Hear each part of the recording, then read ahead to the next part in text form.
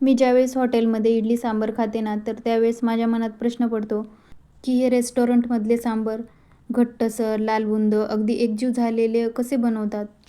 पण जेव्हा मी अशा प्रकारचे सांबार बनवले ना, तेव्हा ते अगदी परफेक्ट साऊथ इंडियन स्टाईल बनले होते. हे सांबार बनवल्यानंतर माझ्या मुलीची यावर काय रिॲक्शन होती हे तुम्ही व्हिडिओच्या शेवटी पाहू शकता. तर व्हिडिओ कुठेही स्किप न करता शेवटपर्यंत पाहत राहा.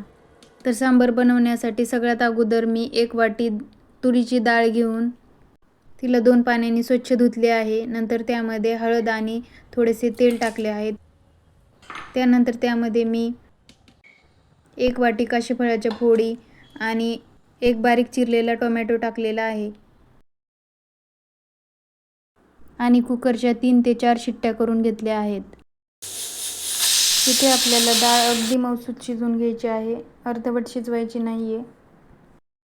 त्यानंतर साऊथ इंडियन स्टाईल परफेक्ट चव देण्यासाठी आपण इथे एक खास वाटण बनवणार आहोत.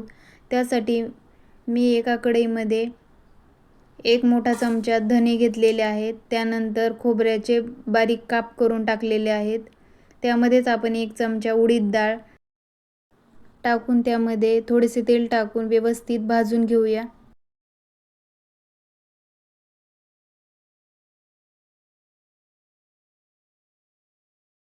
हे मसाले आपल्याला अगदी कमी गॅसवर भाजून घ्यायचे आहेत. अजिबात गॅस मोठा करायचा नाही, नाहीतर बारीक बारीक जी डाळ असते ती यामध्ये जळू शकते आणि सांबारला कडवट चव येते. तर सुट्टीचा दिवस म्हटलं किंवा काही छोटासा कार्यक्रम म्हटलं की आपण साधी सोपी रेसिपी म्हणून इडली सांबार बनवतो. तुम्ही पण जर इडली सांबार बनवत असाल तर अशा प्रकारे सांबार एकदा नक्की ट्राय करून पहा. खूप छान चव लागते, अगदी रेस्टॉरंटसारखी. तर यामध्येच मी 1 चमचा हरभरा डाळ टाकलेली आहे.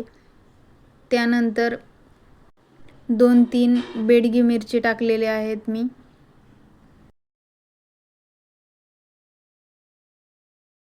त्यानंतर 1 मीडियम साईजचा कांदा मी उभा कट करून त्या मसाल्यामध्येच परतून घेत आहे.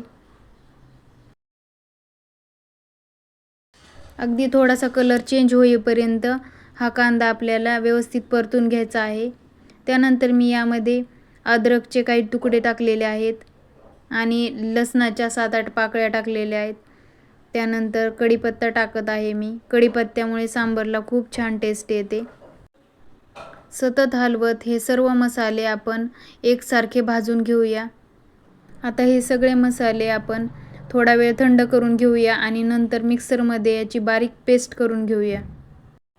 आता आपण सांबारला फोडणी देऊया. त्यासाठी मी एका कढईमध्ये 2 मोठे चमचे तेल टाकलेले आहे. तेल छान गरम झाले की त्यामध्ये 1 छोटा चमचा जिरे, 1 छोटा चमचा मोहरी, अर्धा चमचा मेथीदाणे, त्यानंतर पाव चमचा हिंग. हिंग टाकल्यामुळे सांबारला खूप छान टेस्ट येते, त्यामुळे हिंग अजिबात स्किप करू नका. त्यानंतर इथे मी बारीक कट केलेला कांदा टाकत आहे. कांदा छान गुलाबी रंगावर परतून घ्यायचा आहे. तुम्ही जर या चॅनलवर पहिल्यांदाच हा व्हिडिओ पाहत असाल तर चॅनलला सबस्क्राईब करायला अजिबात विसरू नका. कांदा व्यवस्थित परतून झाल्यानंतर इथे मी कढीपत्त्याची 7-8 पाने टाकलेली आहे.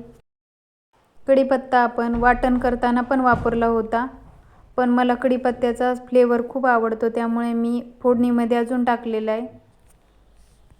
त्यानंतर 1 मीडियम साईजचा टोमॅटो बारीक कट करून टाकलेला आहे आणि त्यानंतर आपण अगोदर वाटून घेतलेले वाटण यामध्ये मिक्स करून व्यवस्थित परतून घेऊया. आता आपली डाळ पण छान मऊसूत शिजलेली आहे, तुम्ही व्हिडिओमध्ये पाहू शकता. आता ही डाळ आपल्याला रवीने व्यवस्थित हटवून घ्यायची आहे. हीच ती ट्रिक आहे की ज्यामुळे तुमचे सांबार अगदी योग्य प्रमाणात घट्ट होते आणि त्याला एकजीवपणा येतो. आणि आपण जे यामध्ये वाटण वाटून टाकलेले आहे त्यामुळे पण आपल्या सांबारची कन्सिस्टन्सी अगदी रेस्टॉरंट स्टाईल येते आणि चव पण अगदी साऊथ इंडियन पद्धतीची येते. तर आपला मसाला व्यवस्थित परतून झाल्यानंतर त्यामध्ये अर्धा छोटा चमचा हळद, 1 चमचा लाल तिखट आणि इथे मी 1 ते 2 मोठे चमचे एव्हरेस्ट सांबार मसाला वापरला आहे. तुम्ही तुमच्या आवडीनुसार कोणताही वापरू शकता.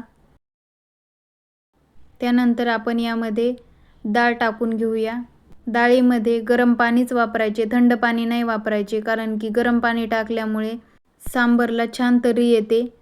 त्यानंतर मी 5 ते 7 मिनिटे भिजवलेल्या चिंचेचे पाणी आणि छोटासा गुळाचा खडा टाकलेला आहे.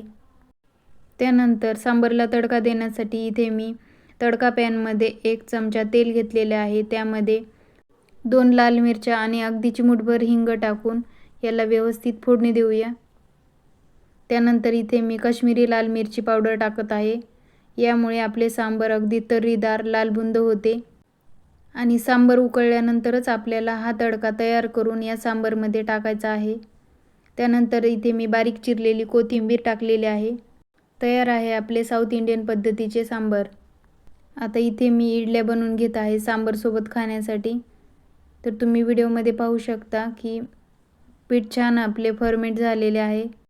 अशा प्रकारे जर छान पीठ फर्मेंट झाले तर इडलीमध्ये सोडा किंवा इनो किंवा इतर कोणत्याही गोष्टी न घालता सुद्धा इडली अगदी सॉफ्ट आणि स्पंजी बनते. इथे मी पीठ अगोदर छान फेटून घेतले आहे. नंतर त्यामध्ये चवीपुरते मीठ टाकलेले आहे आणि इडलीच्या भांड्याला तेल लावून आपण 5 ते 10 मिनिटे इडल्या स्टीम करून घेतलेल्या आहेत. तुम्ही व्हिडिओमध्ये पाहू शकता किती पांढऱ्या शुभ्र आणि अगदी मऊ लुसलुशीत इडल्या बनलेल्या आहेत. इडलीचे भांडे थंड झाल्यानंतरच त्यामधून इडल्या काढायच्या आहेत, म्हणजे त्या अजिबात चिटकत नाहीत. तुम्ही पाहू शकता की आपल्या इडलीला किती छान जाळी पडलेली आहे आणि किती सॉफ्ट झालेल्या आहेत. यामध्ये आपण सोडा किंवा इनो अजिबात वापरला नाही, तरी पण किती छान बनलेले आहेत. तर तुम्हाला हे पीठ मी कसे फर्मेंट केले किंवा डाळ आणि तांदळाचे प्रमाण कसे घ्यायचे हे सविस्तर पाहिजे असेल तर मला कमेंट करून नक्की सांगा.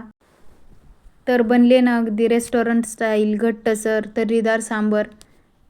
तर तुम्हाला आजची रेसिपी कशी वाटली हे कमेंट करून नक्की सांगा. व्हिडिओ आवडला असेल तर लाईक करा, शेअर करा आणि चॅनलवर नवीन असाल तर चॅनलला सबस्क्राईब करायला विसरू नका. आता आपण हे सांबर आणि इडली इराला टेस्ट करायला देऊया आणि तिला विचारूया कसे झाले. छान बन. पुन्हा भेटूया अशाच एका साध्या सोप्या आणि टिप्स आणि ट्रिक्स असणाऱ्या रेसिपीसहित. व्हिडिओ पूर्ण पाहिल्याबद्दल धन्यवाद. श्री स्वामी समर्थ.